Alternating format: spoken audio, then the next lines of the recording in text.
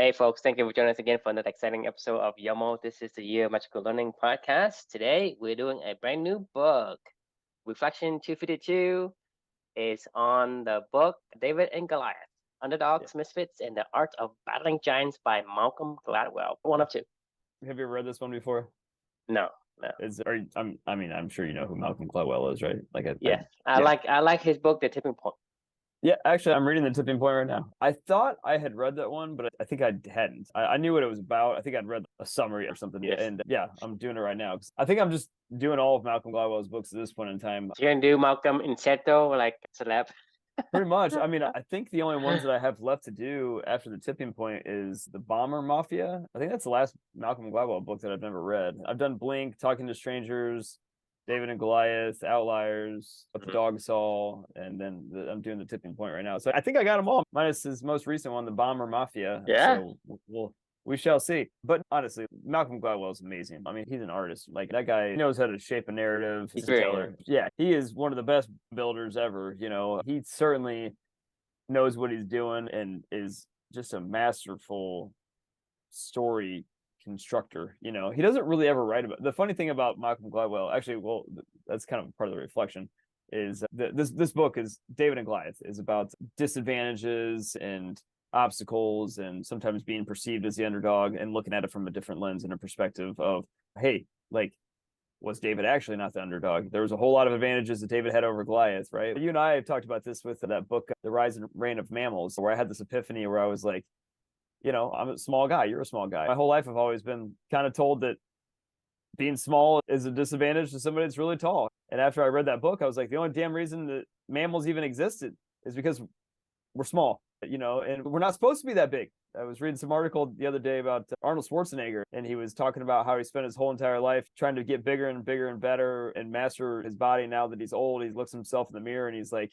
he just hates the way that he looks, kind of thing. And part of me is like, well, he's had a whole lot of health issues as he's gotten older because he's obese. Like, I mean, those guys they're really big dudes. We're not supposed to be that big. Anyway, my point of what I'm getting at is, this whole book and what Malcolm Gladwell always does is helps you to take a look at the world from a different lens and a different perspective, kind of walks you into that world and then paints a really good picture as to the narrative he's trying to shape. And this one, the narrative he was trying to shape was like, sometimes, obstacles and disadvantages and things like that are actually, what force us to become great, and while I can't really argue with that a lot of times, like there was one thing in particular about this book that just, I about lost it as I was reading it. And it was this thing that he calls desirable, quote unquote, disadvantages. I don't know. Have you ever heard that term before? Or have you ever heard, like, I'm sure you can figure out what he means by that, but Desire different advantages is like advantages.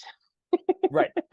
So, well, to put it simply, it's like you put a negative in front of a positive or a positive in front of negative, it it reverses the definition. The main theme of this whole entire thing is, was it desirable for David to actually be, he had to grow up and he had to figure out different ways to shoot people. He had to figure out different ways to hunt because he had to figure out different ways to, because he wasn't this massive guy. Or, people that he gave this example of, like CEOs, there's an abnormally high number of CEOs in this world of Fortune 500 companies that are dyslexic. And, a lot of them, because they were dyslexic, when they were growing up, they were at a disadvantage and they had to find a new way to learn. And they, through having to innovate and problem solve and figure out new ways, they see the world a little bit differently than other people. And therefore that turned into a quote competitive advantage that allowed them to ultimately succeed and triumph, right?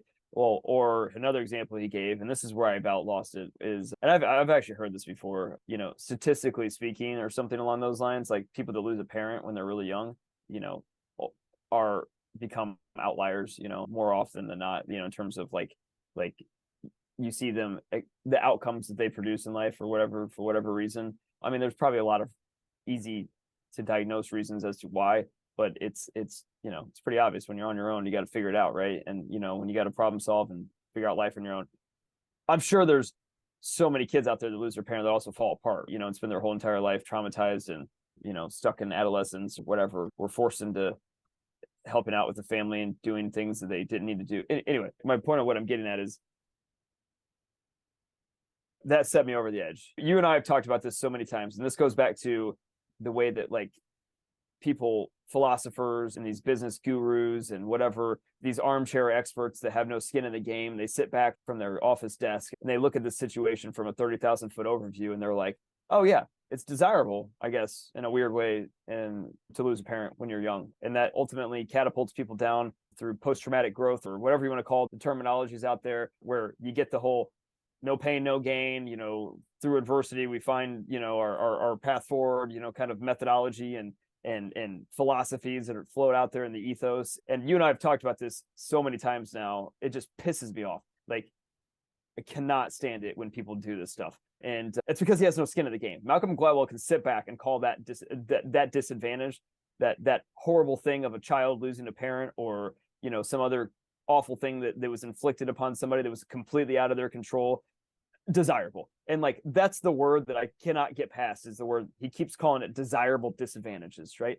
And I'm like, if you ever came up to me, no one desire any of that. No one desires this. If anybody walked up to me and said that, let's just zoom forward 50 years from now, and let's say that you and I reinvent a whole nother model of how the business world, is supposed to go about. And Clubany is, we have hundreds of thousands of Clubany members and a sustainable, thriving ecosystem. And people look back and they go, man, how did we not always do this stuff? And that was such a desirable disadvantage that was the genesis of this whole entire scenario. Like, I would not be writing this reflection. I would not have been reading this book. I would not be talking to you right now. I wouldn't have finished the Your Magical Learning Journey. I wouldn't have finished the first book. I wouldn't have done all the other stuff that you and I have done with Clubby. I understand that. Like, I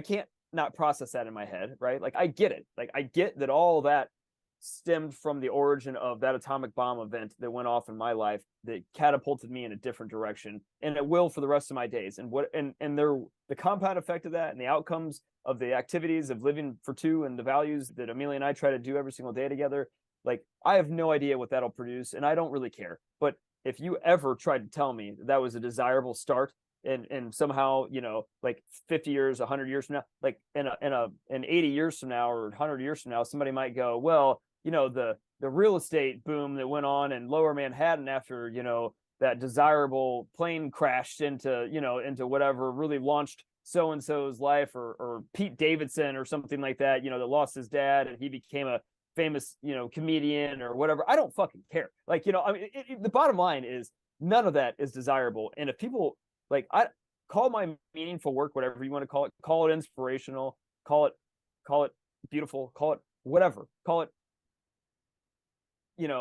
something, I don't really care, but don't ever call it desirable, is my point, right? Like, that is my only ask of anybody ever out there. And don't want this for other people. Like, do not wish these things on somebody else, and then don't sit back and call it desirable too, as you armchair expert, oversee all these things with no skin in the game at all. Like, he has no skin in the game in his claim that these are desirable disadvantages. And that's what fucking infuriated me about this whole entire book. And that's why I wrote this particular reflection. So it's one of those things, like, do not comment on things that you don't have skin in the game on. How about that? That might be the moral of the story there. Anyway, I'd love to get your thoughts. Yeah, to me, this desire disadvantages that makes my skin crawls. Right. I mean, I say, well, Chris, before Amelia was born, I'll give you two options.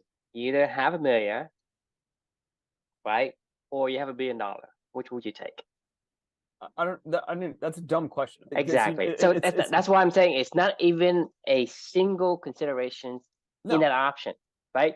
And you're in the hospital, in the NICU with Amelia, and you say, well, I am the tarot reading guru, and I'll tell you, if this desirable, like, if you get to be with Amelia, then you don't have $1 billion. But if Amelia leaves you, you have $1 billion. Which would you choose? You have the choice. Which would you choose? So that's what I think about. I mean, there's not even, you don't even consider that for a single moment, not a single second of it. And that's what you're saying is, I'm losing a parent, I'm losing a child, so I can become this Jeff Bezos or whatever. Who gives a fuck, right? This outlier, right? I'm talking about a kid, right? I give you like a parent, I give you like a brother, a sister. Even for those, you don't want to trade just because, oh, if my brother died, I become this billionaire, right? What if you had the choice? Would you want it? And that word desire, right? basically saying here, you have means. a choice. You want to choose it. And to me, it makes my skin crawl. I mean, whoever says that deserves a smacking across the face. It's Malcolm Gladwell, and Right. this was And his, so to me, interpretation. nothing desirable about having these disadvantages. I mean, the disadvantage you described, to me, you can't trade. I ask you, okay, you have this option. If I give you $1 million today, but the condition is that you will die tomorrow, would you take it? No. Right? Exactly. There is no desirable disadvantage in that context. If I give you $1 million today, but you're going to be sick for the rest of your life, would you take it? No. Exactly. I mean, so the thing is there is no such thing as a desirable, because desirable connotates that you have the ability to choose. You want that. So you don't want that. It just happens to you, and you say, well, something happened to me out of my control, out of everybody else's control. How do I respond to it? This is when you go, hey, your response to what happened to you is admirable. It's not desirable. It's admirable. Nothing is desirable as a disadvantage. You don't want to say, tomorrow I'm gonna become a billionaire, but my mom has to die, or my dad has to die, or somebody has to die. I mean, even for that, I say, I don't care if you become Jeff Bezos or Elon Musk tomorrow, but you have to give up something that you knew that you can choose. To me, this is what this desirable disadvantage is speaking to me. And I'm matching all these scenarios and I say, I don't even consider for a single moment, not even like cross my mind that I want to choose that.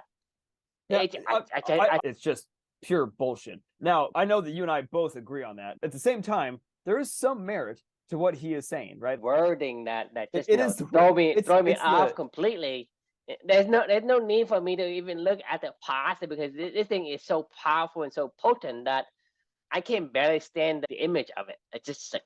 It's gross. I mean, it is. It's really gross. These are uncontrollable scenarios too. Like, it's not like somebody chooses to be dyslexic or something like that, or somebody chooses to have their parent die when they're 10 years old or 12 years old or something like that. These are all scenarios that are completely out of somebody's control through pain and adversity and struggling. But this is the same thing that I'm saying before, is you don't actually go looking for pain and looking for adversity.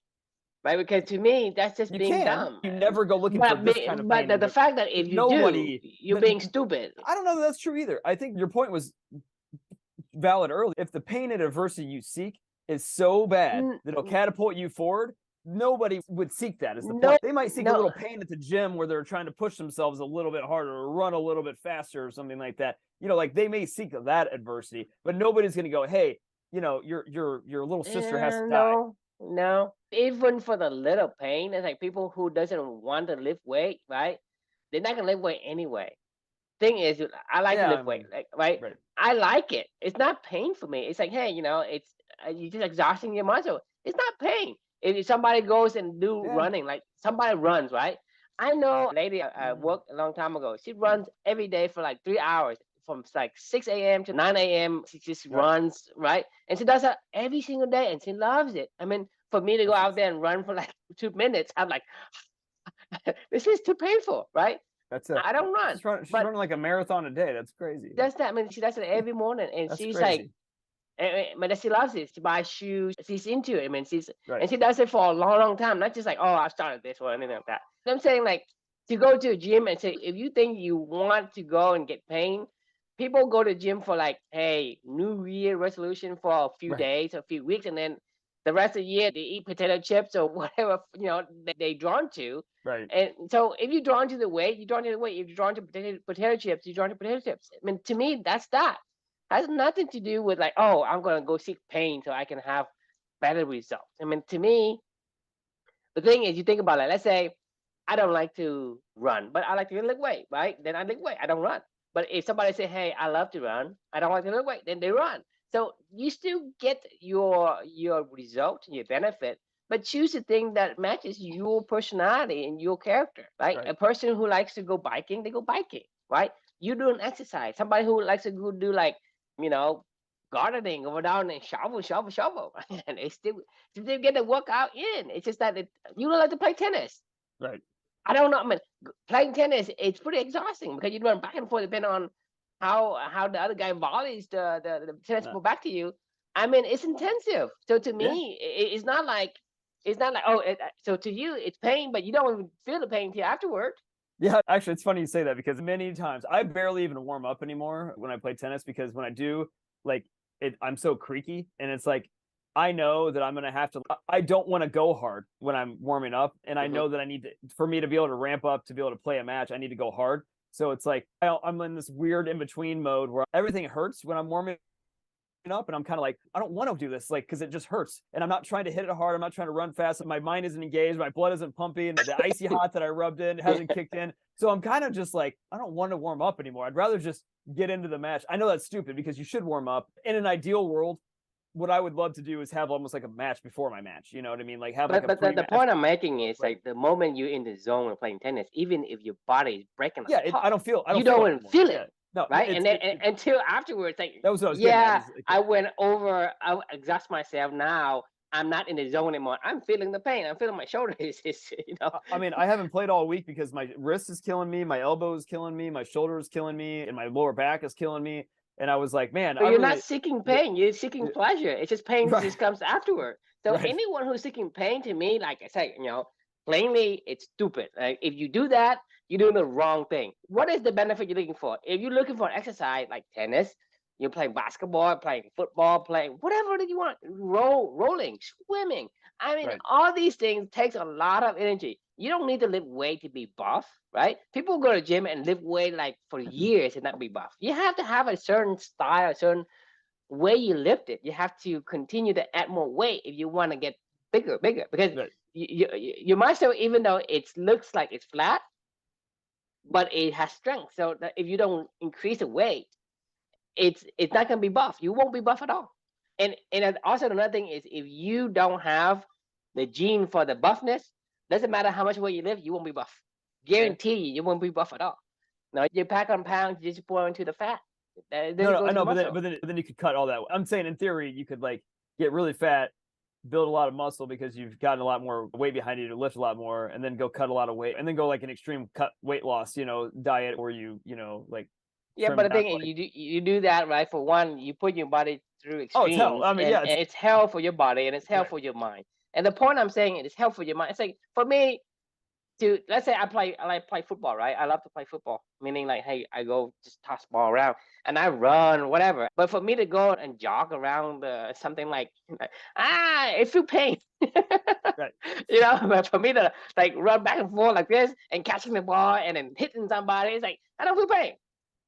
So I'm not looking for pain. I'm looking for pressure. It just says that happens That's to a be. good point because the pain goes away when I'm running or when I'm playing or whatever. You're in Like the it just goes zone away. because Yeah, I mean, it's the pleasure. yeah, It's just masking everything that you feel. But if you don't right. like it, if you don't like the activity, I mean, you feel like the thing is for you to run for 5 minutes, like, but you feel like, oh, when it's sick of the end, it's like, is it 5 minutes up yet? It's like, why is this taking so long?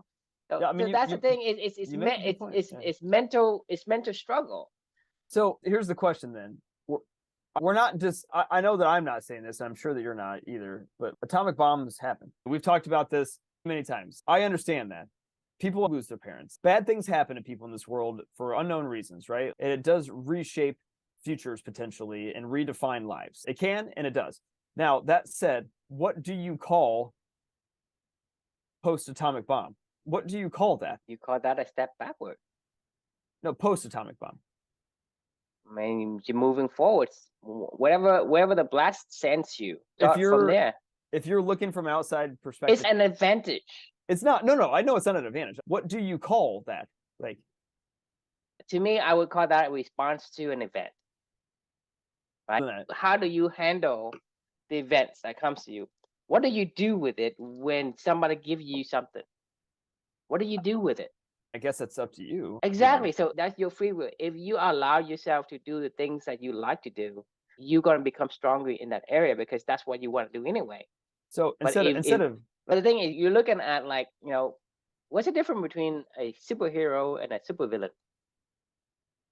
they just do good. But they come from the same background. It's the same. Both of It's them the same has spectrum. Yeah. Both of them had the same backstory. Both of them had chip on the shoulder. Something Yeah. happened to them, right? Look at Batman. His mom and dad got killed, and It's like you want to be this superhero, right? right. Do you? I mean, if I give you the choice, if you can give up your superhero to have your mom and dad back, would you take it? I mean, if you ask that to Bruce Wayne, the in a hot whole minute. damn show, the only reason why he does what he does is because he's, just that's all that he can think about is what happened to him and wanting to make sure that doesn't happen to somebody else. With the loss. It's not anything desirable. And even to me, like, I'm so like distasteful of this word now that I don't even have I guess the room for any kind of like, hey, you joke, you might get smacked on the face just for saying that, right? I agree. I was gonna say maybe we should spend the rest of our time, if we want to, because it is so gross to even talk about it. Maybe we should try to help Malcolm Gladwell versus just being critical. Like, we're now just being critical of his critique of, or his 30,000-foot armchair expert. So maybe we should offer a solution as to, I get the intention of what he's trying to say. Batman is very driven to make sure that other people don't suffer the fate that he suffered, right? Or I am very driven what's the point? What's the point? What is the point? I mean, let's say you have Batman in the world, right? What's difference? Does it make a difference? In the grand scheme of things, it doesn't. Because everyone has certain drive. Because like Batman, let's say with his parent, he may want to say, hey, I want to become a medical researcher. He has that drive. He could become, very contribution to society and help millions, even billions of people in that regard. But the atomic bomb happened to him. Now he just switched his drive to a different direction. So to me, thing is the drive still the drive. You just tell him, hey, whatever drive you have, doing whatever you do, right? That's no longer an option. Your drive now is to cope with the pain, how to not let other people suffer the same fate as your parents. That's what Batman's agenda is. He go out there, he beating up the bad guys because he wants a revenge on the people that did this to his mom. You're not living your life. You're living somebody else's directions of life. But the atomic bomb blasts you to a different area and face you to a different direction and tell you that's your drive now. Go and do that. The point is you're not living the life you want to live, right? You think about it. Does he want to live that life? Of course not. He does it because he feels like he's compelled to do it because he wants to, for one, is to avenge his parents' death, and second is to prevent other people becoming victims like himself. But at the same time, what's the point from his perspective? I'm not saying to other people. Yeah, you can argue all you want, but still from his perspective, what's the point? Like for example, Chris, right? Hey, Chris, you're on Earth today. You are actually killing animals. You are actually like taking up the breathing the air, right? You are actually not good for environment. Why don't you just kill yourself and then you help people, right? So you can argue to that level. But I'm saying it's from your perspective as a person.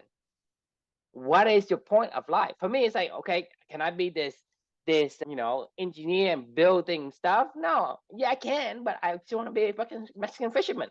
That's what I want. That's what I want. Right. I don't want to go and build like artists, like bridges and whatever. I build things that pertains to me. What's the point? I mean, you make an incredibly profound point, in my opinion, by saying that.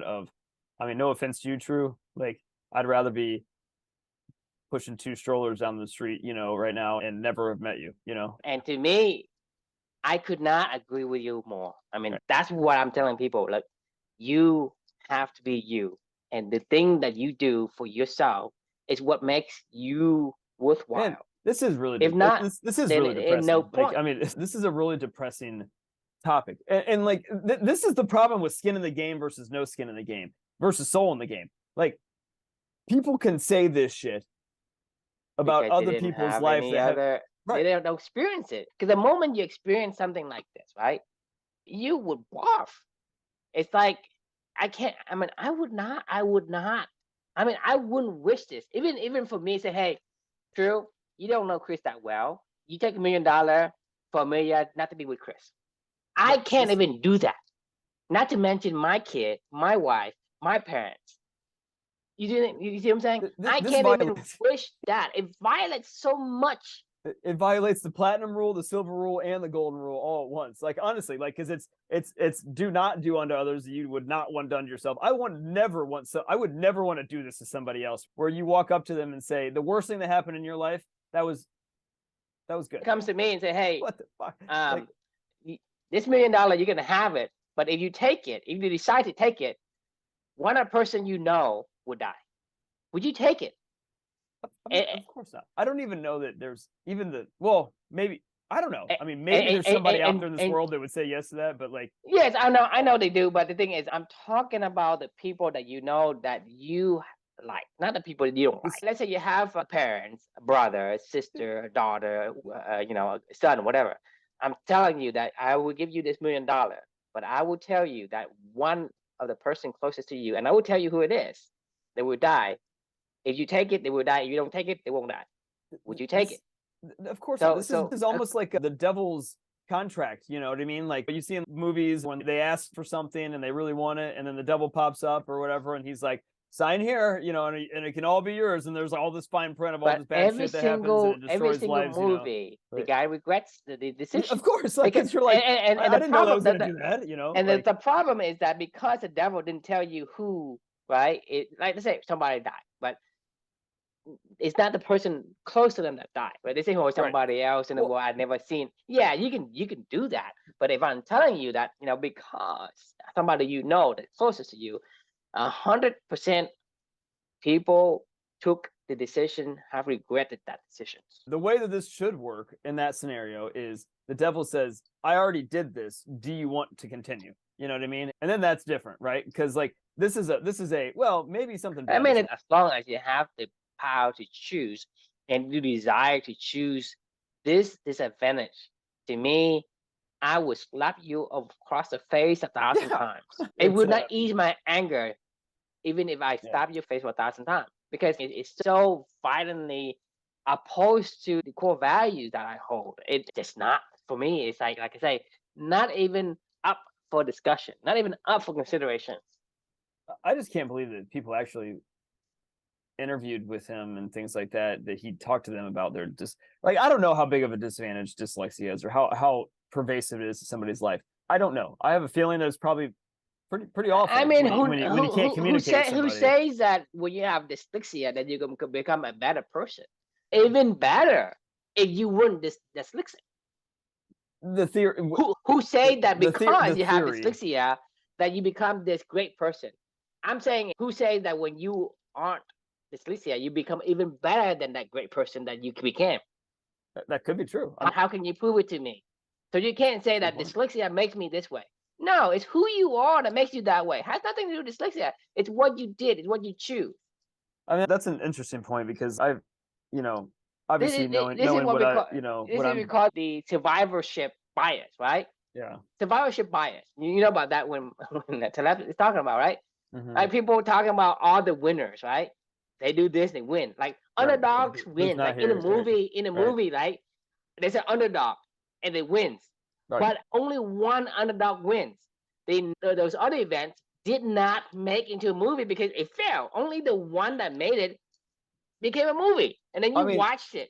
Dude, you're so beyond right. Like, I cannot honestly even fathom how many lives are destroyed when you lose a child, like, and just completely fall into a shit spiral. Like, I don't know the statistics, whatever, but I can certainly imagine how that would destroy everything for people, like, going forward. So, like, to your point, I don't know if what is happening with my life and with what Amelia and I are doing and what you and I are doing had anything to do with who I was already before that then just got molded into this and reshaped and going down that road, like, to your point, like, maybe I would have done that anyway in another life in another way. Who knows? Who knows, like, right? Like, it's not like that's the thing is you're looking at I am. You're looking at backward and you say, well, I knew this is going to make me this. No, you don't know shit.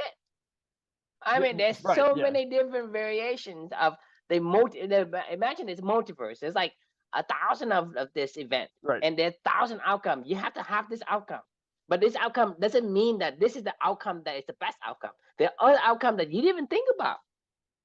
You just disregard them. You just you basically clue it out of your mind, and you say, "Oh, okay, I have dyslexia. This is what makes me who I am today." You're, yeah, I mean, to me, when you're trying to select the data, they say, "Well, this fits me," right? Then you are only choosing because you decide to choose it. It has nothing to do with the real events or the real data that comes into the game. I mean, That's Malcolm Gladwell's shtick, though. That's what he does. He takes data and he builds a story around it. It's a really, really compelling story. I did not like, but or when we're I did talking not about like the Gentleman left and talking Gladwell. I about liked it. survivorship bias, right? Survivorship. What is Yeah. survivorship bias? Because like, if I imagine, like, if I tell you, hey, I would send 1,000 postcards to 1,000 people, but 50% of them, 500 of them, I would say, let's say Kansas City versus the Eagles, and I would say send 500 to the to like, let's say I predict the outcome of all of the Kansas City's Chiefs game, right? I would send each game. I would send like same like number, but I send it opposite, half and half. But by the end of the 17 week, right, there's only like maybe one or two, but the rest of them, right, it becomes false up, and no one knows about him because, hey, True is a BS guy. He's a bullshit. But the people that I've basically divided up and say, well, this person is right, and I predicted it. Let's say, I say the Eagles win 500 of them, and the Eagle loses, right? And the one that I predicted wrong, they disregard me, and so I don't take that data anymore. I take the one that's still valid, which is the 500 win. I take the 500 win, and then the next game, second week, the Chiefs versus the Jaguars, whatever, and I will do the same thing. I will send 250 to the Jaguar wins and 250 to the Chief win, and I keep doing that because whatever failure, I just throw it away. I only take the part that's positive. But by the end of 17 weeks, I have like maybe two of them. It's like I predicted all 16, 17 games correctly. That is what I go to TikTok and they look at me. I'm a fucking genius. Look, I predicted it. This is called survivorship bias. Actually, that'd be really There's funny. like 900 and something failures that I just just make it disappear and pretend it didn't happen. Yeah, look at me. I predict every single game for 17 weeks straight that the Chiefs win and loses, whatever.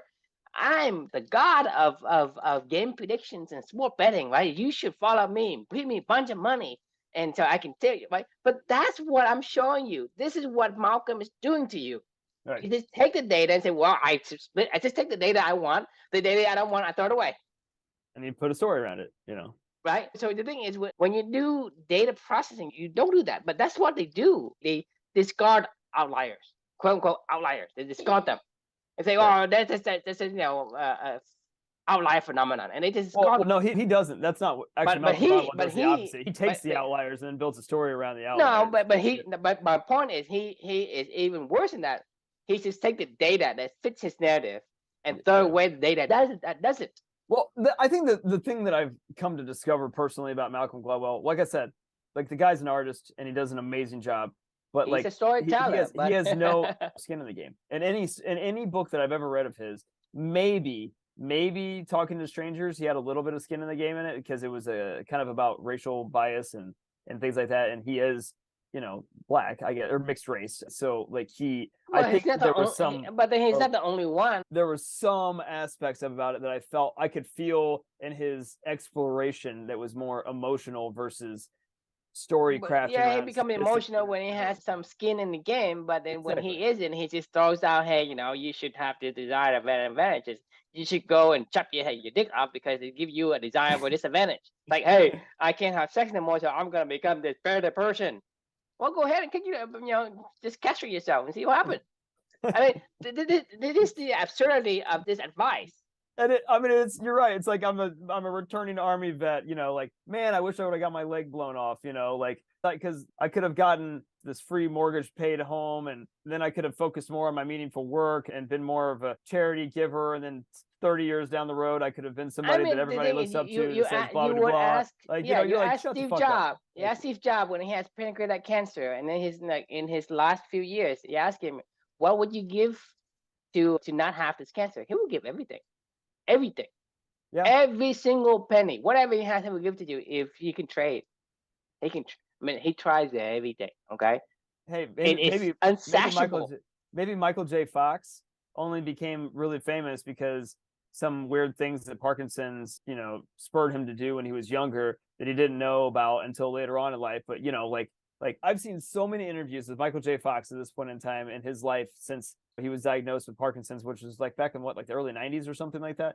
If you ever told him that this is somehow a desirable disadvantage of being given Parkinson's, I mean, I know that he fights and he's going to always take the next step and he's always going to fight because he talks about this stuff all the time. But if you asked him, would he not want his life with this or without it? I mean, you give him a choice. Like, I'm the devil. I'll give you a choice. I can just, stump my fingers and all of your pain and suffering will be gone, but you have no pain. Or you have this like crazy fame, but you have this Parkinson's disease. Like I told you, if I give you $1 million, even $1 billion today, but starting tomorrow, you'll be sick for the rest of your life. Would you take it? Well, you could ask that about football players. Hey, if you want CTE when you're 35 years old or 40 years old, and instead you get to have crowds cheering your name and fame and fortune and whatever for you have your number. Didn't they shut the fuck up and let me have peace and let me go to sleep? Right. The problem is this is the flipped. Like what Malcolm Gladwell is doing is he's flipping around scenarios that we're talking about. In football, you got all the fun stuff first, and then you got the bad stuff. And if you flip that around and you said, hey, you get all the bad stuff first, and then you get all the fun stuff later on, would you want that? Right. As long as choosing involved, you are a sick person if you choose something. I mean, the thing is, and I understand the shortcoming of wanting the desire of the football, the game, but then you kind of like underestimate the pain that it comes after. Okay, I can understand that, but for you to want pain first to get desire later, to me, this is awful. The other one is human nature, right? Let's say, because the thing is, when you play tennis, right, you say, well, I might be a little bit sore, but I want to play because the desire is so strong. I can understand it because human nature, that's the weakness of human nature. The long-term consequences of what we do. Yeah, when people smoke, right? Man, that's the same thing. They eat bad food. That's the human desire to say, hey, I want the pleasure, I want the good things. And I don't want no one go and seek pain and this disadvantage. Like, especially when you talk about these critically like profound disadvantage. To me, this is the stupidest thing I've ever heard. I mean, well, I'm glad you agree with me. As you start talking and say my screen is crawling, it's like shit. This thing is making me my blood boil, right? And in the beginning, I didn't know what that was. Maybe you have something, very very benign and something like that. But now you're talking about this kind of disadvantage where it like changes your life. No. I mean, I don't even go and say, okay, go do the things that may hurt you just a little bit. I don't even do that. I mean, to me, it's like, hey, go talk to this person and pretend you're interested. I don't even do that. I don't want to be interested in something that I'm not interested. I just can't do it because it's painful to me. I'm with you. So in the spirit of being... do that, right? That's to say, hey, be painful at first, trying to make this person happy by enduring some pain so that you get some payback, and later on. I can't even do that. How can I do something even crazy and like super critical as these advantages that you mentioned? It's awful. So in the spirit of, I feel like we both don't want to talk about this topic anymore because it's gross, in the spirit of, positive things, because that's what this journey is usually about. I do have a more positive reflection tomorrow to, because I did like this book. I did a part 2 of this one because I did like the book. It was just, it reminds me of The Hard Things About Hard Things, right? When he's talking about how awful it was to have to potentially fire 200 people that, blah, blah, blah, like, they get another job. Right. Yeah, they'll get another job. I mean, I think it's not a big deal. In a third world country. To me, it's like in the United States, you have so much safety nets. You get fired from your job, you get unemployment. You have the state's program that helps you. I mean, if you can't live on the United States, you're not going to survive in other country. I mean, other country, you hustle and you bustle and you still don't get anything. Here, right? If you starve to death in the United States, it is because you're stupid. Okay. True. I could call Because your life a desirable disadvantage. You grew up in a third world country that was no, war. it's not That was war desirable. torn. That was war torn. You Yeah, I know, want my country to and be you war guys torn so fled. I can be So like this so guy, you right? have this perspective right now. Like, I could call that a Yeah. desirable disadvantage. Maybe that's why you're Screw really. this perspective. Screw this perspective. All right, all right. So let's put a pin in it, and we'll come back with a positive one tomorrow night. But beyond that, like the question I think that we could leave with everybody is what word would you pick to describe the outcome that is produced from an inherited disadvantage that is not desirable? Like Right. if there's anything that we can bring out of this is I don't mind you saying that something did come of it, and you can call it, like you said, inspirational, beautiful, meaningful, courageous, whatever you want to call it. Just don't call it desirable. I mean, as long as you don't choose it. I mean, I understand things happen, and how do you respond to an event that happens to you? But don't desire it. If you desire, that means that to me, it's like there's no place for you here. No. There's no place for you on Earth because what kind of person desires that? No one. That's the answer. No one. My point exactly. No one. I mean, even Charles Manson or something like that wouldn't want that. You know what I mean? He'd be like, "No, I don't want that." Like, like, no, why would I choose that? That's insane. Like, yeah. Anyway, You just, when your kid's born, just throw him in prison for the next 10 years. You build great characters. Okay, go ahead. Like I say, go catch it yourself and see what kind of person you become. Oh my God. I'm pissed. I don't know why I'm pissed, but I'm pissed. Fair enough. So we'll put a pin in it. We'll come back on Monday, right, ready to tackle the next week of Yomo. Okay. All right. Everyone, have a great rest of your week, and we'll see you on Monday. See you Monday. Good night.